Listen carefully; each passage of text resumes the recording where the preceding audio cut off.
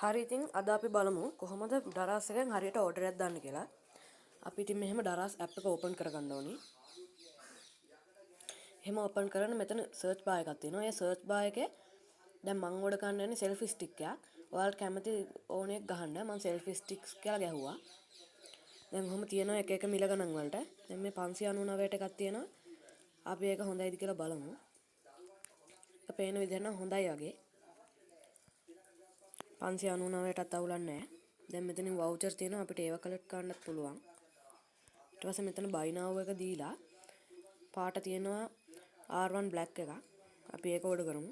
මෙතනින් buy now ආයෙත් දීලා මෙතනින් ඉතින් මම ඇඩ්‍රස් එහෙම ඔක්කොම දාලා තියෙනවා. ඔයාලට මෙතන ඇඩ්‍රස් දාන්න තියෙනවා ධන කුරක් වගේ ඔබලා.